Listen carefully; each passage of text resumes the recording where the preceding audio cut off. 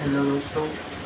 तो चलो गिटार सीखते हैं यार। तुम अपनी गिटार उठा दो, नहीं है तो बता दो, मैं अरेंज करा देता हूँ, तुम्हारे लिए तो जाना आ जाएगा। तो देखो इसे कहते क्या है, इसे ये गिटार है लेकिन इसके भी तो पार्ट है, कुछ ये है, ये भी कुछ है, यहाँ पे भी कुछ है। इसको कहते हैं बॉडी। जो आवाज़ स्ट्रिंग से निकलती है वो इससे एम्पलीफाई हो गया है, क्योंकि जितनी अच्छी बॉडी उतनी अच्छी बॉडी होगी, आवाज़ एम्पलीफाई हो जाएगी। इसको हम बोलते हैं गर्दन। अब गर्दन ना हर गिटार की अलग अलग होती है, हर इंसान की अलग, किसी की मोटी होती है, किसी की छोटी होती है, पतली होती।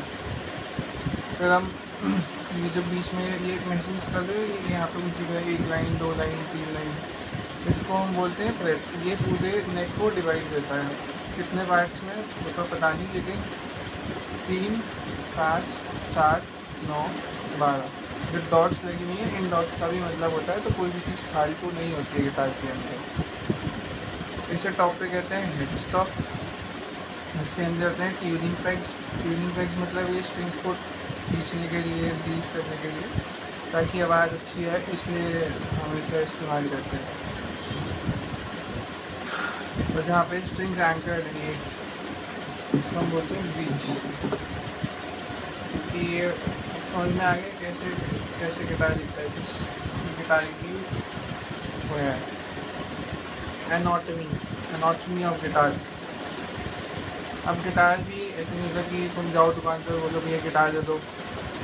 सवाल आता है कौन सा गिटार लेना है, तो मैं बोलूँगा सस्ता सा तो नहीं लो, लेकिन ठीक 30 दिन सा गिटार ले लो। गिटार आता है ये अकूस्टिक गिटार है, क्योंकि एक इलेक्ट्रिक आता है जो कि हम पे नहीं थी तीन गली में। फिर आता है क्लासिकल गिटार। क्लासिकल गिटार में होता है कि ये मेटल स्ट्रिंग्स हैं। क्लासिकल गिटार में ये नायलॉन स्ट्रिंग्स होती हैं। जैसे अब ये मैं बजाऊँगा तो मेरे हाथों पर निशान आ जाएंगे, बट नायलॉन स्ट्रिंग्स में आपके हाथों पर निशान नहीं आते, तो इसलिए क्लासिकल गिटार ले सकते हो। अच्छा, बजाना कैसे गिटार तो तुम्हें पता चल गया क्या है। ये कुछ आवाज़ में अंतर आ रहा है, देखो। तो ये मैंने भी बजाया एक नोट्स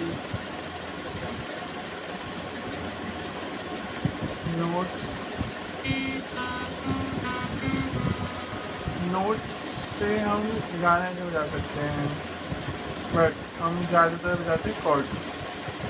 तो नोट्स हो गई एक ही, और कॉर्ड हो गई ये।